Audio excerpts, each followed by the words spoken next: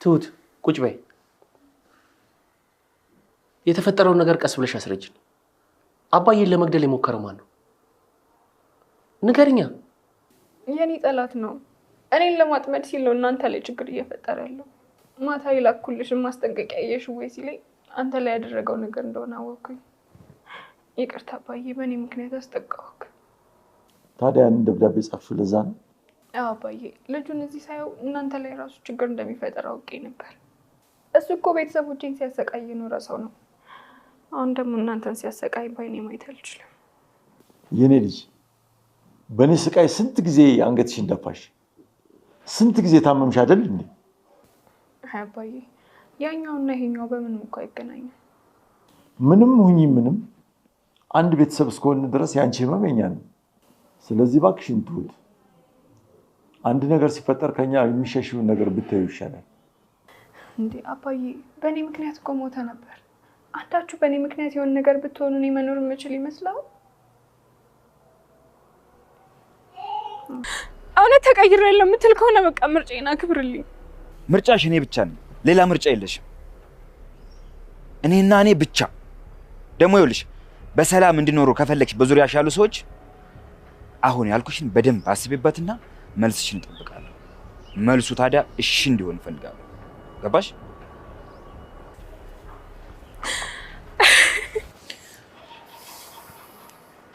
አባዬ ቤተሰቦቿ ጋር እንዳጨርሰው ካለ እስኪ አስበው። ትሁት ባትኖር እስከዛሬ ድረስ ምን ልንሆን እንደምችል ካለ ብዙ ዋጋ ከፍላልናለች። ውለታው አለብን። አድናናለች። እሱንም አውቃለሁ። ካለ ካወቅ አደራህን ተቀበል። ከኔ ከአባቴ የተቀበልካት ኃላፊነትህ ነች። እሺ አባዬ። ይኸውልሽ ትሁት፣ አንቺ ለኛ የፍቅር ምሳሌ ነሽ። በአንቺ ብዙ ነገር አልፈናል። እንደዚህም እንደምታየው አንድ እንድንሆን አድርገሽናል።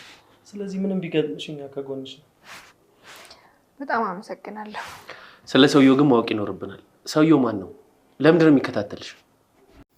ቲና ሻይ ሰርታ ለሁላቸውም መረዛ ልትሰጣቸው ስትል፣ ነገር ግን ዳኒ እየተጠራጠራት ስለነበረ እኔ ይሄንን ሻይ አልጠጣም፣ በመጀመሪያ አንቺ የሁላችንንም መቅመስ አለብሽ በማለት ሲላት፣ ካሊብ እንዴት ብሎ ሲል፣ አባባም አዎ ዳኒ ትክክል ነህ፣ ይሄ ሻይ እንዴት ሰርተሽ ልታመጪ ቻልሽ? ከመቼ ወዲህ ነው አንቺ ለኛ የሆነ ነገር ሰርተሽ ልታቀርብ ይቻልሽው? ያውም ደግሞ ስሪ ሳትባይ። ስለዚህ አንቺ የምታመጪው አላንድ ነገር አይደለም፣ የሆነ ያሰብሽው ነገር ስላለ ነውና ይሄን ሻይ በግዴታ አንቺ መጠጣት አለብሽ ስትባል፣ እንግዲህ ቲና ደንግጣ እንዴት ብዬ ነው የምጠጣው ስትል፣ ጠጭ ብዬሻለሁ ጠጭ፣ ይህንን ሻይ ካልጠጣሽ የመጨረሻሽ ነው ከዚህ ከቤት ስትል፣ አባሩኝ እንጂ ይህንን ሻይ አልጠጣም ስትል፣ መጀመሪያውንም አንቺ የሆነ ነገር ሰርተሽ የምታመጪውን እኔ እየተከታተልኩሽ ነው። በድብቅ ቤት ውስጥ ካሜራ ደብቄ የምታወሪውንም ሆነ የምትሰሪውን ሁሉንም እያየሁ ነው። ስለዚህ ከዚህ ቤት በገዛ ፍቃድሽ የምትወጭበትን ጊዜ አቅርበሽዋልና እባክሽን አሁን ምንም አይነት ወሬ አልፈልግም። ልብስሽን ይዘሽ ውጭልኝ፣ አይ ካልሽ ደግሞ አሳስርሻለሁ ብለው ሲሏት፣ እሺ አባዬ ይቅርታ አድርግልኝ እወጣለሁ በማለት እንግዲህ በራሷ ፍቃድ ከቤት ለቃ ልትወጣ ነው። ከዚህ ቤት ላለመውጣት ብዙ ነገሮችን በተደጋጋሚ ጥፋት እያጠፋች ይቅርታ እየጠየቀች ይቅርታ እያደረጉላት ብትኖርም ነገር ግን አሁን በፊትም ሊያስወጣት ሲሉ አባባ አንቺ ነሽ ልታስገድይኝ ያልሽውና ብለው ሊያስወጣት ሲሉ እንግዲህ ትሁት ጋር ከሰውየው ጋር ተደዋውላ እሱ ምክንያት ፈጥሮላት ነበር እዚህ ቤት የምትቀርበትን ነገር ግን በራሷ ሁሉንም አበላሸችው። እሷ ማንም አላየኝም ብላ በእሷ ቤት እንግዲህ ሁላቸውንም ለመመረዝ፣ ምክንያቱም ዳኒም አሁን ሰዓት ላይ ፊቱን አዞሮባት ምርጫው ኤደን እንደሆነች ስለነገራት በጣም ተናዳበት እና ተበሳጭታበት ስለነበረ ሁላቸውንም እንግዲህ መርዝ ካጠጣቻቸው በኋላ ትሁትን ከሰውየው ጋር ለማገናኘት ነበረ እቅዷ። ምንም ሊሳካላት አልቻለም ማለት ነው። ሰላም ሰላም! ውድና የተከበራችሁ የቻናላችን ቤተሰቦች እንኳን ሰላም መጣችሁ። እንግዲህ የካሌብ አባት ከአሁን በፊት ልታስገድላቸው ብላ፣ ነገር ግን እሳቸው በጣም ሲታገሉትና ሲተናነቁት ነበረ። ምክንያቱም በቃ እንደ ሽማግሌ አይደለም፣ በጣም አቅም ነበራቸው።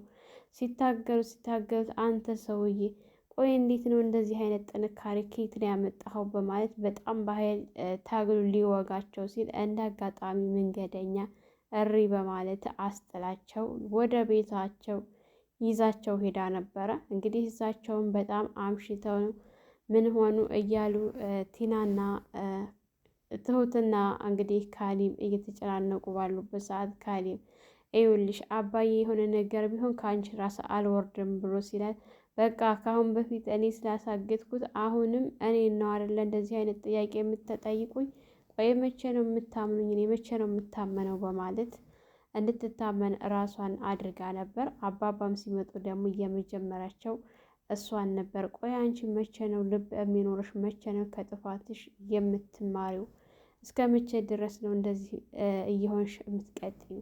ልታስገድይ ነበር። በቃ አልበቃሽ አትመከሪም? በማለት በጣም ተናደውና ተበሳጭተው አሁን ዓይንሽን ላይሽ አልፈልግም፣ ልብስሽን ይዘሽ ውጭልኝ ብለው ሲሏት እንግዲህ ልብሷን ይዛ ልትወጣ በምትልበት ሰዓት አጋጣሚ ለልጁ ስትደውለት ቆይ ግን መሆናል አንድ ሽማግሌ መግደል ስትለው ባክሽ ለዛሬ አልተሳካልኝም፣ ሌላ ጊዜ ማድረግ ትችላለሁኝ ብሎ ሲላት ምን ዋጋ አለው? አሁን እኮ ልባረር ነው፣ ከቤት ልወጣ ነው እንዴ? ለምን ምክንያት አትፈጥሪም? ከዚህ ቤትማ መውጣት የለብሽም ብሎ ሲላት ምን አይነት ምክንያት ነው የምፈጥረው ስትል እሱ ችግር የለውም እኔ ብሎ ምክንያት የምትፈጥርበትን ሁሉ ነገር ሲነግራት እሷን በደስታ ነበር የተቀበለችው። እንግዲህ ትሁት ገና ለገናው ያችን ቀን አድናኛለች በማለት አሁን ሰዓት ላይ መጠራጠሯንም ትታት ለስለስ ብላላታለች እና እሷ ጋር ሄዳ እያወራቻት እንግዲህ አብሽሪ ምናምን እያለቻት እያለቃቀሰች ባለችበት ሰዓት ትሁት ስልክ ሲደወልላት ስልኩን ስታነሳው አዲስ ስልክ ስለሆነ ማን ነው በማለት ስታነሳው በድምፁ ስታውቀው በጣም ደንግጣ ስልኩን ዘግታው መሆንሽ ነው ትሁት የፊትሽ ደነገጥሽሳ? ምንድን ነው? ምን ሰምተሽ ነው? ማን የደወለው ብላ ስትጠይቃት ምንም ስትል እንግዲህ በድንጋጤ ቤቱን ለቃ ስትወጣ ቲና በሳቅ ነበረ ክትክት ያለችው። በአንቺ ቤት አሁን የደወለልሽን ሰው እኔ አላውቀውም፣ ሞኝ እኮ ነሽ እያለቻት ስትስቅባትና ስትሳለቀባት ነበረ። እንግዲህ ወደ ኪችን ተሄደች በኋላ ቆይ አሁን በእኔ የምልሽን ነገር ተስማሚያለሽ አትስማሚም? እስከ መቼ ድረስ ነው ተደብቀሽ? እስከ መቼ ነው በዚህ ድብብቆሽ የምትኖሪው? ይልቅስ በሰላም መኖር የምትፈልጊ ከሆነ እንዲሁም ደግሞ በዙሪያሽ ያሉት ምንም እንዲሆኑ ካልፈለግሽ ሰውየውን እንደጀመርኩት እጨርሰዋለሁ ብሎ ሲላት በጣም ደንግጣ ነበር። ምክንያቱም አባባ በእኔ ምክንያት ነበረ ሊሞት የነበረው፣ እኔ ነበርኩ ላስገድለው በማለት በጣም ደንግጣ ስለነበረ እንግዲህ ቲና ልብሷን ይዛ ልትሰናበታቸው ሳላ ላይ በነበረበት ሰዓት አባዬ የእሷ ጥፋት አይደለም የኔ ጥፋት ነው፣ መውጣት ካለብኝ እኔ ነኝ እያለች ሄዳ ስትለምናቸውና ስትማጠናቸው አባባ ቆይ አንቺ ምንድን ነው እንደዚህ የምታየው? ደግሞ ከመቼ ወዲህ ነው አንቺ እንዲህ አይነት ነገር? እሷ ናት ከዚህ በፊት የምታስገድል የነበረው እና አሁንም ይህን ስራ እየሰራች ያለችው እሷ ናት በማለት እንግዲህ ካሌብም አባባን ቢውል እሷ ግን በፍጹም እሷ ምን የምታውቀው ነገር የለም፣ ይሄ ነገር በእኔ ምክንያት ነው፣ እኔ ነኝ ላስገድልህ የነበረው ስትል እሷን እንዲያስቀሩላት ካደረገች በኋላ እንግዲህ ቲናም በደስታ እየተሳለቀችባት አንቺ ጅል አገኘሁሽ፣ ሞኝ ሰራሁልሽ እያለቻት ስትመለስ ልብሷን ለማስቀመጥ እየተመለሰች ባለችበት ሰዓት እንግዲህ ቁጭ በይ ብሏት ካሌብ ቁጭ ብላ እያወራችው ቆይ ለምንድን ነው አባዬ ልታስገድዩ የነበረው ብሎ ቢላትም ካሌብ እኔ አውቄና ሆን ብዬ አይደለም አባዬን ላስገድል የነበርኩኝ አገር ቤት በነበርኩ ሰዓት በጣም የሚረብሸኝ እኔንም ሆነ ቤተሰቦችንም የሚበጠብጥና የሚረብሸኝ ሰው ነበርኩኝ። ከዛ ከሀገር ወጣሁ ብዬ ባረፍኩበት ሰዓት ደግሞ አሁንም ተከትሎ መጥቶ በጣም እየረበሸኝ ነው ብላ ስትል ያንን ደብዳቤ ጽፈሽ ልትወጪ የነበረው ለዛ ነው ብሎ ሲሏት አባባ አዎ እናንተ ምንም እንድትሆንብኝ ስላልፈለግኩኝ እናንተ ደግሞ መጠየቃችሁና ማስቀረታችሁ ስለማይቀር እናንተ በተኛችሁበት ደብዳቤ ጽፌ ለወጣ ነበር። እንዳጋጣሚ ቴናይታ እሷ ባታስቀረኝ እስካሁን ሄጄ ነበር ብላ ስትል አባባ ቆይ ትሁቴ አንቺ የሆነ ነገር በተፈጠረ ጊዜ ከዚህ ቤት ለምንድን ነው ለመውጣት የምታስቢው? ለምንድን ነው የመጣውን ነገር አብረን መጋፈጥ ያቃተን? ለምንድን ነው እኛ ቤተሰቦችሽ አይደለን እንዴ? አንቺ እኔን ከሞት አፋፍ ስንት ጊዜ ነው ያዳንሽኝ? ዛሬ ላይ እኮ አንቺ ባትኖሪ ኑሮ እኔ እኮ እዚህ ቁጭ ብዬ አልታይም ነበር። አንቺ እኮ የኔን ሞት ሞተሽልኛል፣ የኔን ስቃይ ተሰቃይተሽልኛል። እና እንዴት ነው ሳትናገሪ ዝም ብለሽ እንደ ባዳ ጥለሽ የምትወጪው? ትሁቴ እመኚኝ፣ እኔ አንቺን ለማንም አሳልፌ አልሰጥሽም። አንቺ ለእኔ ብዙ ዋጋ እንደከፈልሽ ሁሉ እኔም ለአንቺ ዋጋ እከፍላለሁኝና እባክሽን የሆነ ነገር ሲፈጠር ዝም ብለሽ ሳትናገሪ ለመውጣት አታስቢ፣ ወደፊትም ቢሆን በማለት እንግዲህ እንድትረጋጋና ለሱ ብላ መውጣት እንደሌለባት ይህንን ነገር ማስተካከል እንዳለባቸው ካሌብና አባባ ተመካክረው እሷንም እንዳትፈሪ ከዚህ በኋላ እኛ አለንልሽ በማለት እንግዲህ ሲነግሯት እሷም ያው የተወሰነ ባይሆን ደስ ብሏታል። ምክንያቱም አለንልሽ እኛ ስላሏት ማለት ነው። አንቺ ካልፈልግሽ፣ አንቺ ካልወደሽ ምንም ነገር በግድ የሚሆን ነገር የለም ለእኛ ጣዩ ብለዋት እሺ ብላ እንግዲህ ስራዋን በሚቀጥልበት ሰዓት እንግዲህ ኤደን ያለ ዳኒ መኖር አልሆነላትም። በጣም ናፍቋታል። እሱ ባለበት ሰፈር ሁሉ አትርቅም።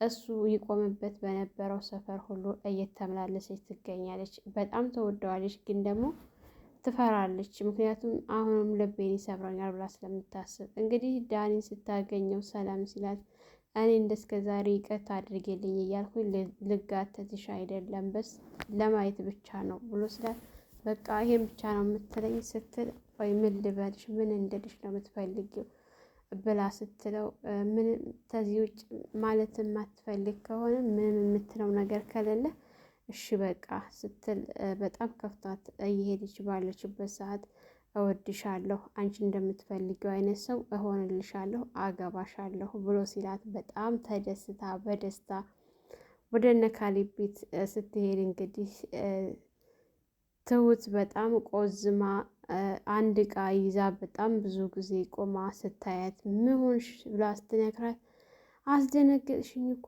ኤደን ስትላት እንዴ አንድ ዕቃ ላይ እኮ አደርሽበት ብዬ ነው፣ ቆይ ምን ሆነሽ ነው ስትላት ቆይ የተፈጠረውን ነገር አልሰማሽም እንዴ ስትላት እኔ አልሰማሁም ገና መምጣቴ ነው፣ ምን ሆነሽ ነው ትሁቴ ስትላት እንግዲህ ትሁትም የተፈጠረውን ነገር ስትነግራት በጣም ከፍቷት አልቅሳ ስታለቅስ እንግዲህ ኤደን ጋር ተቃቅፈው ስታለቅስ ነበረ። አብሽሪ ትሁቴ ምንም አትሆኝም፣ እኛ እያለን ምንም ነገር አይገጥምሽም ስትላት ነበር። እንግዲህ ይሄ እየደወለ የሚረብሻት ሰው ካላገኘሁሽ ብሎ ሲላት እሷም ደፍራ እዛው ቤታቸው አካባቢ ቆሞ ስለነበረ ሄዳ አግኝተው ትሁት የመጣሽልኝ ብሎ ሊያቅፋትና ሊሰልማት ሲል እሷ ግን በጭራሽ እንዳትነካኝ እዛሁን ነበር ያለችው። ቆይ ግን ለምንድን ነው አገሬን ለቅቄ የወጣሁልህ? ለምንድን ነው እየተከተልከ በየቦታው እየመጣ ሰላሜን የምትረብሸኝ? ለምንድን ነው ቆይ የእኔ ደስታ የማያስደስተ? እስከ መቼ ድረስ ነው እያስለቀስከኝ የምትኖረው?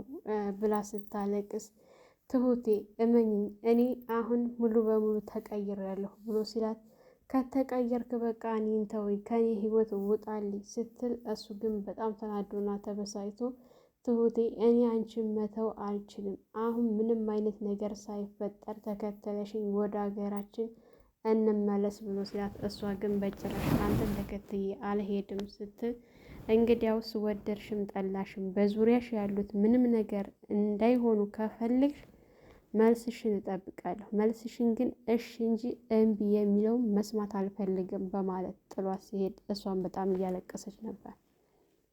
እንግዲህ አባባና ካሌብ ተገናኝተው ካሌብን አደራ ታሁን በኋላ እኔ ሽማግሌ ነኝ፣ አርጅቻለሁ፣ ትሁቴን አደራ አማና ሰጥቻለሁኝ፣ በገንዘብም ሆነ በጉልበት ህግ ፊትም ሆነ በማቅረብ አንተ ትሻላለህ፣ አንተ ወጣት ነህ፣ አንተ ጉልበት አለህ እና አደራ እኔን ነፃ እንዳወጣችኝ አንተም ነፃ እንድታወጣልኝ ብለው ሲሉት እንግዲህ ትንሽ ደንግጦ ነበረ። ግን ቢሆንም አባቱን እሺ ብሎ ተስማምቷል ማለት ነው። እንግዲህ ዳኒና ቲና ተገናኝተው ጥያቄው ከአሁን በፊት አብረን እንሁን የሚል ጥያቄ አቅርባለት ነበር። እሱ ግን በጭራሽ ከእሷ ጋር ላወዳድርሽም አልችልም፣ ይሄን ነገር ደግሞ አላመንኩሽም እና ከአንቺ ጋር የምሆንበት አይነት ምንም ነገር የለኝም ስላት እንግዲህ ታንስታ ነበረ ከቦታው የሄደችው። እንግዲህ እሱም ቆይ ምን እየተፈጠረው ምን እያደረገች ነው? የሆነ ተንኮልማ ያሰበችው ነገር አላት እንጂ ቲና በሰላም አይደለም። ግን ውስጤ የሆነ ነገር እያደረገች ነው አላመናትም በማለት ነበር የተገረመው።